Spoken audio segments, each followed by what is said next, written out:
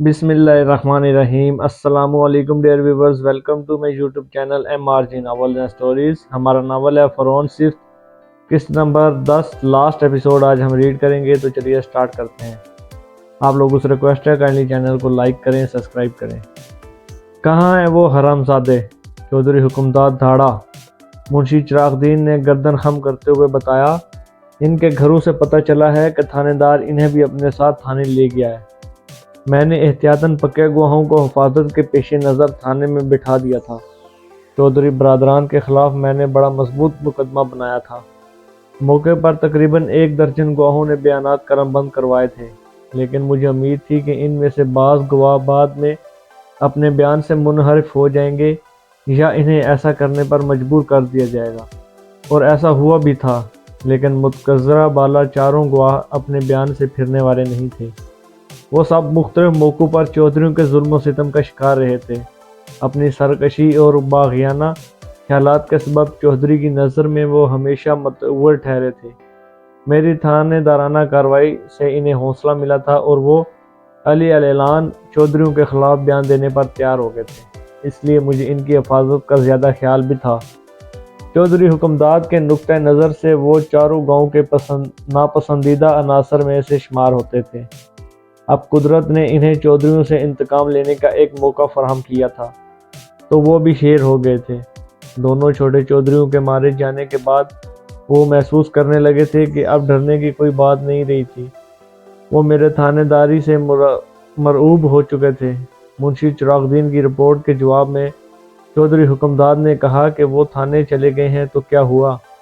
وہ جہنم میں بھی چلے جائے تو میں انہیں وہاں سے بھی کھینچ لاؤں گا۔ تم ان چاروں کے گھر والوں کو کتے بلیوں کی طرح پٹے ڈال کر گھسیٹتے ہوئے میرے پاس لاؤ۔ میں ان کو وہ عبرتناک سزا دوں گا کہ غصے کی شدت کے باعث الفاظ اس کے منہ میں اٹک رہے تھے۔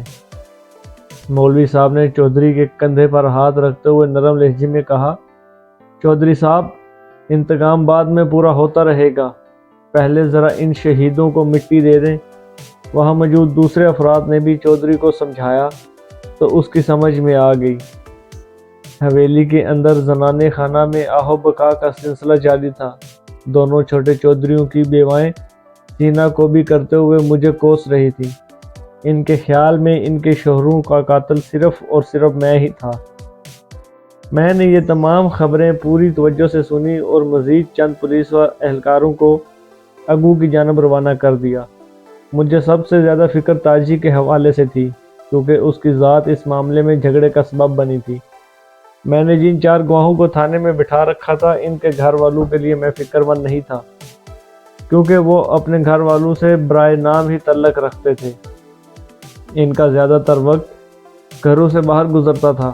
مجھے یقین تھا کہ چودھری حکمداد ان کے گھروں پر گرجنے برسنے کے سوا کچھ بھی نہیں کر سکتا۔ وہ جانتا تھا کہ وہ چاروں اپنے بزرگوں کے کہنے میں نہیں تھے۔ میں نے فوری طور پر ASI بہادر علی کو اپنے کمرے میں بلایا اور چودھری حکمداد کی گرفتاری کے لیے لاہ عمل تیار کرنے لگا۔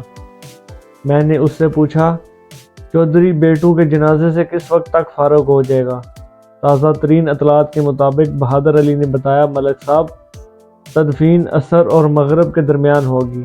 آپ چاہیں تو ہم رات کو چودھری کی حویلی پر ریڈ کر سکتے ہیں۔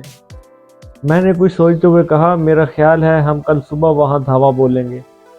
جیسے آپ مناسب سمجھے جناب، ASI نے کہا۔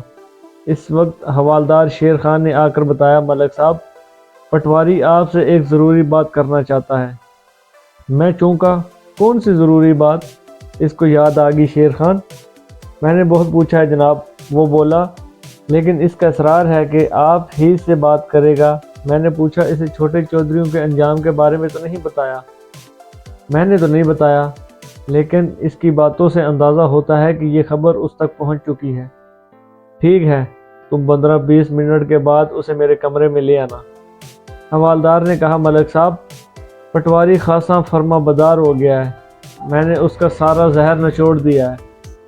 مجھے تم سے یہی امید تھی شیر خان، میں نے مینی خیز انداز میں مسکراتے ہوئے کہا، کوئی زیادہ سخت حربہ تو نہیں آزما ڈالا؟ نہیں جی، وہ معصومیت سے بولا، بس میں نے اسے مرغا بنایا تھا اور اس کی پیٹھ پر صرف 8 چینٹیں رکھ دی تھی۔ 8 ईंटें इस उम्र में? मैंने हैरत से पलकें झपकाई। पटवारी की उम्र 50 साल से कम नहीं होगी। या क्या उसने ये वज़न बर्दाश्त कर लिया था? अगर वज़न बर्दाश्त कर लिया तो सीधा कैसे होता? हवालदार ने ज़ेरेला मुस्कुराते हुए कहा। 2 मिनट में ही उसकी चीखें बोल गईं। लगा मेरी मिन्नत समाजत करने। मैंने फराग दिली का मुजाहरा करते हुए 2 ईंटें कम कर दी। वो फिर भी बुलबुलाता रहा, हत्ता कि वो आपसे बात करने के लिए बेताब हो गया। बहुत ठीक जा रहे हो भाई, मैंने सर राहने वाले अंदाज में कहा और हवालदार मुझे सलूट करके कमरे से निकल गया। मैंने 15 मिनट की गुफ्तगू के बाद दूसरे रोज़ अली अल सुबह चौधरी हुक्मदाद की गिरफ्तारी का प्रोग्राम फाइनल कर लिया और एएसआई बहादुर अली को ज़रूरी तैयारी के लिए हदायत दे दी। इसके बाद मैंने एक कांस्टेबल को भेजकर पटवारी को अपने कमरे में बुला लिया। पटवारी की सारी अकड़ फौरी रफू चुक्कर हो चुकी थी और वो चुसे हुए आम की तरह जरमंदा नजर आता था। हवालदार ने उसे लाकर मेरे सामने खड़ा कर दिया तो वो अपने कदमों पर झूलने लगा।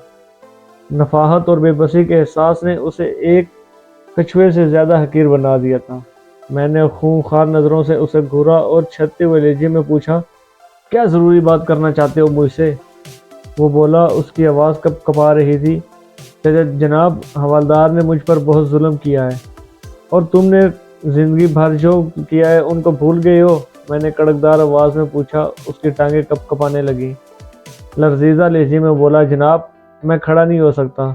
अगर आप मुझे बैठने की इजाज़त ना दी तो मैं ज़मीन बोस हो जाऊंगा। मैंने हवालदार को इशारा किया। उसने लकड़ी की एक बेंच लाकर पटवारी के नज़दीक रख दी।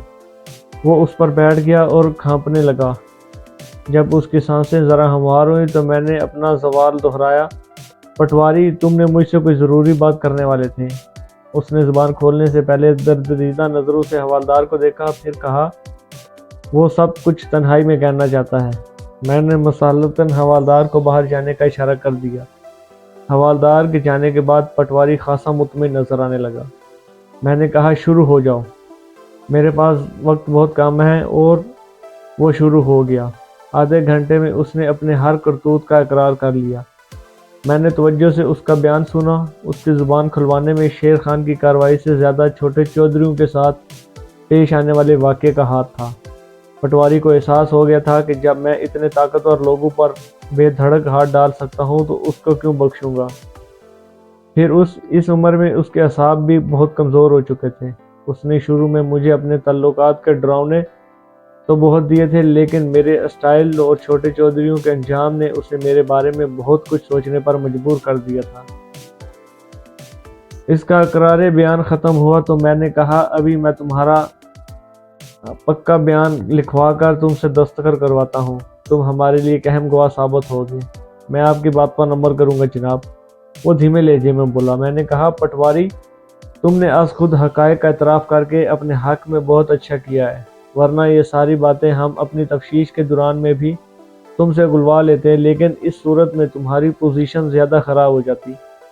तुमने जिस अक्लमंदी का मुजाहरा किया है वो तुम्हारे लिए खासा मुफीद साबित होगा।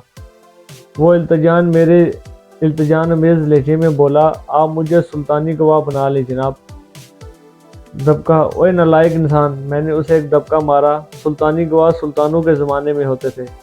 सुल्तानों के साथ उनकी सुल्तानी गवाहों का भी दौर ख़त्म हो गया है। एक लम्हे के तवक्कुफ़ से मैंने इजाफ़ा किया, हाँ अलबत्ता मैं तुम्हें वादा माफ़ गवाह ज़रूर बना दूंगा। वो खुश हो गया। बहुत बहुत मेहरबानी जनाब की। मैंने कहा, अगर तुम सच का साथ देते हो, कानून से तावन करते रहोगे तो मैं तुम्हें बचाने की पूरी कोशिश करूँगा। वरना वो कानून को हाथ लगाते हुए बोला, वरना कुछ नहीं जनाब, मुझे आपकी ताकत का अंदाज़ा हो गया है सरकार। ये मेरी नहीं, कानून की ताकत है पटवारी, मैंने उसकी आंखों में झांकते हुए कहा। और ये ताकत इस थाने के हर थानेदार को माजी में भी हासिल रही थी, लेकिन उन्होंने इस ताकत का नाजायज़ इस्तेमाल किया। मुजालमों और बेगुनाहों के साथ देने की बजाय उन्होंने जालिम और सफाक चौधरी के हाथ मजबूत किए। ऐसे ताकतवर और इख्तियार वाले चौधरी जिन्हें तुम जैसे दाव बीच के माहर अफराद का तावन भी हासिल था। उसने नदामत से गर्दन झुका दी। हम चौधरी हुक्मदाद की हवेली पहुंचे तो सूरज तुलू हो चुका था। मेरे और एएसआई बहादुर, मैंने मुसल्लह कांस्टेबल्स को हवेली की चारों علاوہ نصف درجن کے چاروں دانوں پھیلا دیا اور ضروری ہدایت کے بعد ASI کے ہمراہ حویلی میں داخل ہو گیا۔ حویلی میں داخل ہوتے ہی مجھے اندازہ ہو گیا کہ چودھری حکمداد کو ہماری آمد کی اطلاع مل چکی تھی۔ وہ رائفل ہمیں غصے میں دردانتا ہوا حویلی کے اندرونی حصے میں برآمد ہوا اور مجھے مخاطب کرتے ہوئے دھاڑا، اب یہاں کیا لینے آئے ہو؟ میں نے کہا، رائفل پھینک دو چودھری۔ میں نے اپنا سروس ریوالور ہاسٹل سے نکال کر اس پر تان لیا۔ ASI کی رائفل کا رخ بھی چودھری کی جانب ہی تھا۔ میں نے کہا، تمہارے سوال کا جواب یہ ہے کہ میں تمہیں یہاں لینے آیا ہوں۔ تمہارے لیے یہی بہتر ہے کہ رائفل پھینک کر گرفتاری دے دو۔ وہ پھنکارا، اچھا ہوا تم خود اپنے قدموں سے چل کر میرے پاس آ گئے ہو، ورنہ میں تو آج تمہیں دفن کرنے تھانے آنے ہی والا تھا۔ اب یہ حویلی ہی تمہاری قبر بنے گی۔ زندگی لینے اور دینے کا اختیار صرف اس ذات کو ہے۔ میں نے آسمان کی طرف اشارہ کیا اور اس کے ساتھ ہی میں نے مخصوص انداز میں سیٹی بجائی۔ یہ اشارہ تھا ان سپاہیوں کے لیے جو حویلی کے باہر موجود تھے۔ سیٹی کی آواز سن کر وہ مستعد ہو جاتے۔ میں نے چودھری کو مخاطب کرتے ہوئے کہا، میں آخری بار تمہیں وارننگ دیتا ہوں کہ ہتھیار پھینک دو، ورنہ تم کیا کر لو گے؟ وہ میری بات ختم ہونے سے پہلے ہی مجھ پر جھپٹ پڑا۔ غصے میں اس نے نادانی کا ثبوت دیا۔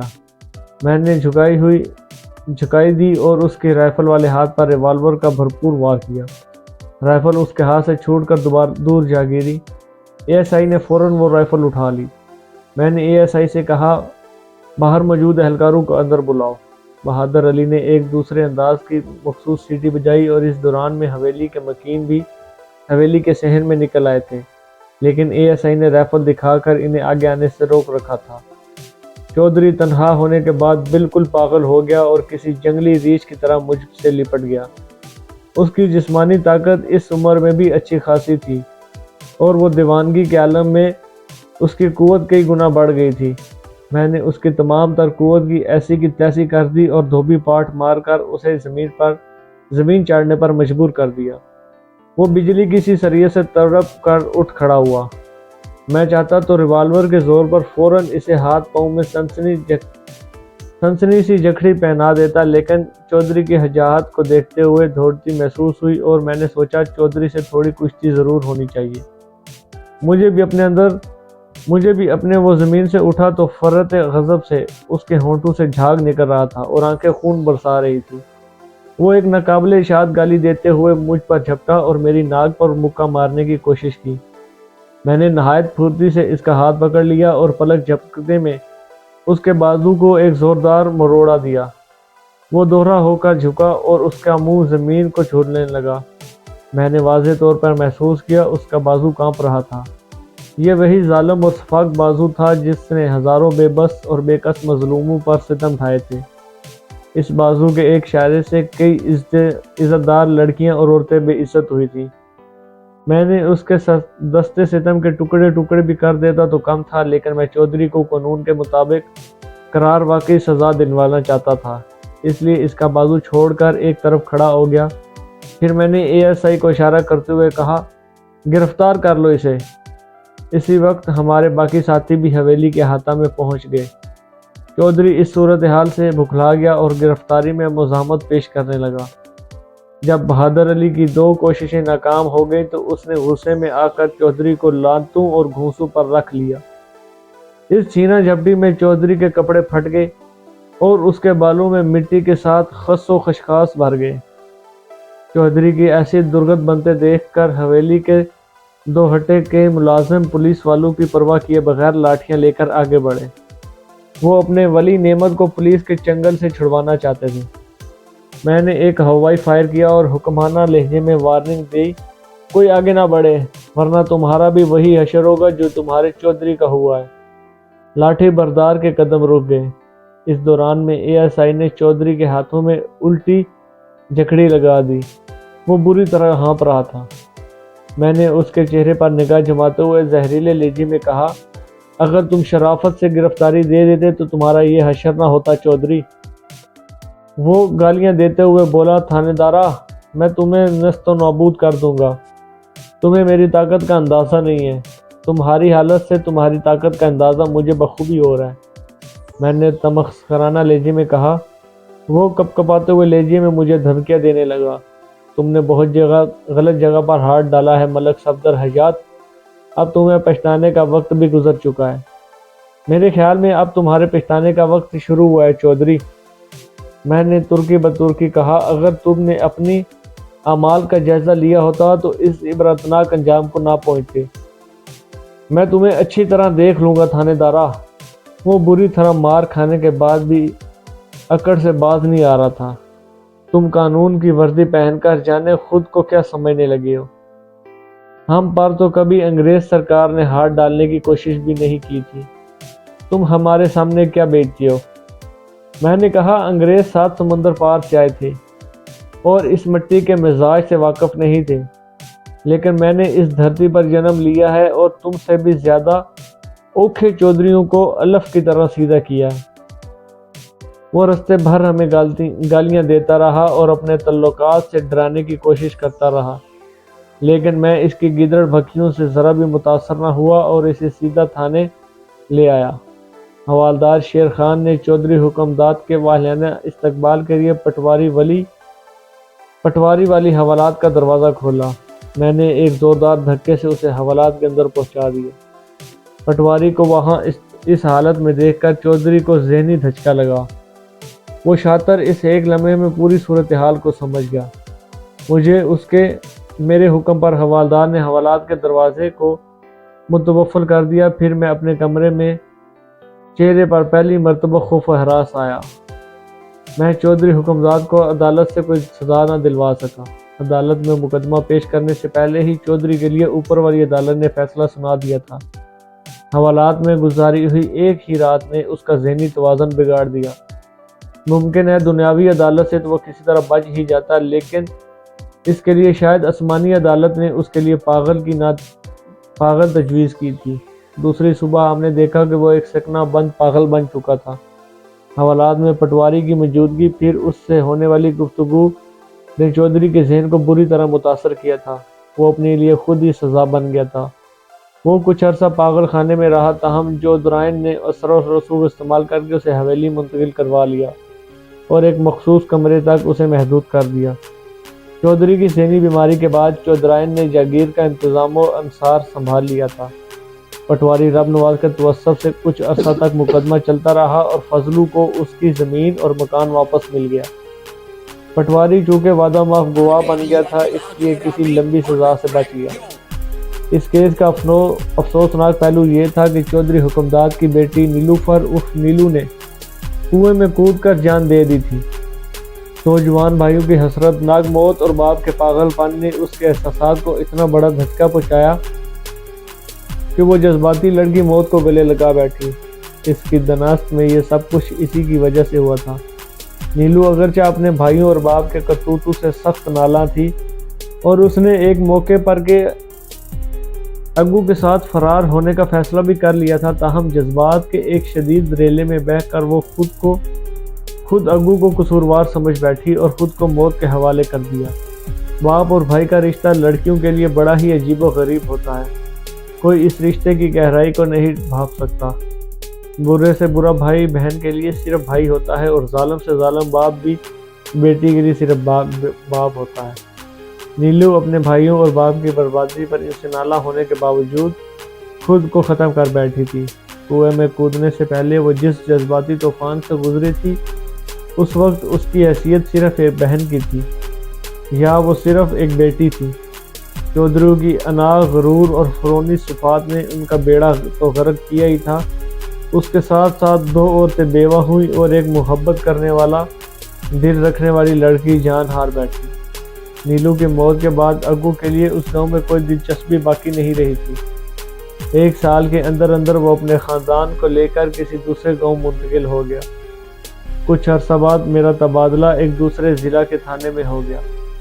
اس کے بعد مجھے اگو کے بارے میں کچھ معلوم نہ ہو سکا، نہ ہی اس گاؤں کے حالات کی مجھے خیر رہی۔ اللہ تعالیٰ ظالموں اور مشرکوں کو سخت ناپسند کرتا ہے۔ وہ ظالموں اور اس کی زمین پر اکڑ کر چلنے والوں کا وہی حشر کرتا ہے جو فرعون صفت چودھری حکمداد کا ہوا۔ خدا ہم سب کو ظلم اور شریک سے بچائے، آمین۔ جی ویورز، کیسا لگا ہے آپ کو یہ ناول؟ تو کائنڈلی لائک کریں، سبسکرائب کریں، کیونکہ انشاءاللہ ایک بہت انٹرسٹنگ ناول آپ کے لیے اور لانے والا ہوں۔ بہت شکریہ۔